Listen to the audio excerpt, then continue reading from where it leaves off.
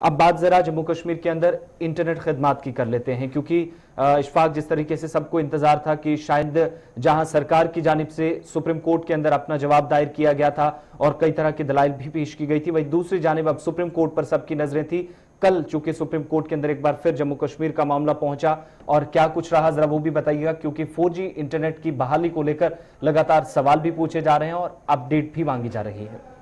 دیکھیں، جہاں تک 4G انٹرنیٹ فیسلٹی کی ہم بات کریں تو کل کا دن کافی امپورٹنٹ تھا، کیونکہ سپریم کورٹ کے اندر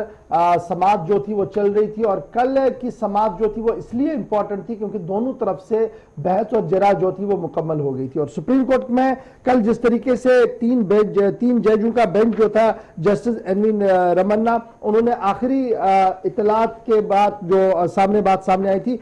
پوری بحث سننے کے بعد اس معاملے پر اپنا فیصلہ جو ہے وہ محفوظ رکھا ہے۔ لیکن اس پوری بحث کے دوران جو باتیں سامنے آئی وہ کافی دلچسپ تھی۔ جیسا ہم نے پہلے اپنے ناظرین کو بتایا تھا کہ جموں کشمیر اور مرکز کی طرف سے جو ایفیڈیوٹ سپریم کورٹ کے سامنے رکھا گیا تھا، اس میں دو تین باتیں کافی اہم رکھی گئی تھی۔ ایک یہ کہا گیا تھا کہ موجودہ صورتحال جس طریقے کی ہے، اس صورتحال کے بیچ 4G انٹرنیٹ کو بحال نہیں کیا جا سکتا ہے، اور دوسری بات جو کہی گئی تھی کہ سرحد کے اس پار بھی لوگ بیٹھے ہیں جو اس کا مس یوز کر کے نوجوانوں کو ورگلاتے ہیں، اور اس لیے ہائی سپیڈ انٹرنیٹ کو چالو نہیں کیا جائے گا۔ اس کے جواب میں کل جو بحث ہوئی ہے وہ کافی امپورٹنٹ بحث تھی، کیونکہ کل جو ایک فاؤنڈیشن فار میڈیا ایسوسی ایشن کی طرف سے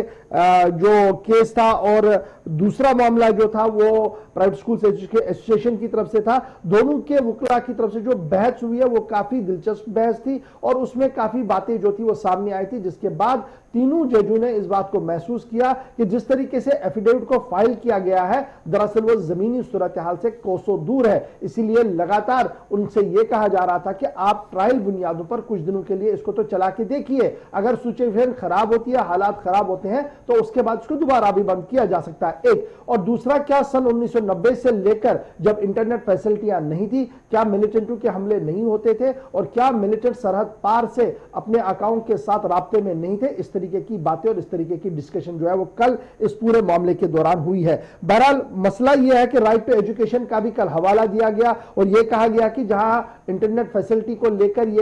جہاں ایجوکیشن کے حوالے سے یہ کہا جا رہا ہے کہ اسکول، کالج، یونیورسٹیاں بند رہیں گی، اور ای کلاسز ہر ایک اسکول کو لازمی قرار دیا گیا کہ وہ اب کلاسز اپنے چلائیں، تو کیسے یہ ممکن ہے کہ 2G فیسلٹیاں جہاں پر ہو وہاں پر آپ اس طریقے کے بڑے پیمانے پر کلاسز جو ہے وہ چلا سکتے ہیں؟ اور دوسری بڑی بات جو آروگیہ ایپ کے حوالے سے وکلاء کی طرف سے سامنے رکھا گیا، ان کو کہا گیا کہ 2G پر ذرا اس کو ڈاؤن لوڈ کر کے دکھائیے اور اس کے بعد اس کو چلا کر دکھائیے، آپ کو پتہ لگے گا کہ کس طریقے کی پریشانیاں جموں کشمیر کے لوگوں کو جو اٹھانی پڑ رہی ہے۔ اس بات کا خلاصہ کل ہوا کہ دلی میں کبھی بھی انٹرنیٹ سپیڈ کو ڈاؤن نہیں کیا گیا، اس لیے جب بھی ایفیڈیوٹ فائل ہوتے ہیں تو انہیں اس چیز کا علم ہی نہیں ہوتا کہ انٹرنیٹ ڈاؤن کیا کچھ ہوتا ہے۔ بہرحال سپریم کورٹ نے کل جو فائنل فیصلہ لیا ہے وہ یہ ہے کہ آرڈر بن گیا ہے، آرڈر ریزرو ہے، کسی بھی وقت سپریم کورٹ جو ہے وہ اپنی بات رکھ سکتا ہے، لیکن لگاتار بحث اور جو جرح ہوئی ہے وہاں پر، اس سے جو باتیں سامنے آ رہی ہے اس کے بعد یہ اندازہ لگانا کافی مشکل ہو رہا ہے کہ سپریم کورٹ کس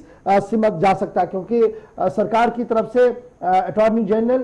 اور سالیسیٹر جنرل دونوں موجود رہے، اور انہوں نے زبردست ہیٹنگ آرگیومنٹ جو ہے وہ کیا ہے وہاں پر، اور سینئر ایڈوکیٹ حذیفی احمدی صاحب اور سلمان خورشید صاحب نے بھی ڈیفینڈ کے طور پر اپنی بحث جو ہے وہ سامنے رکھی ہے۔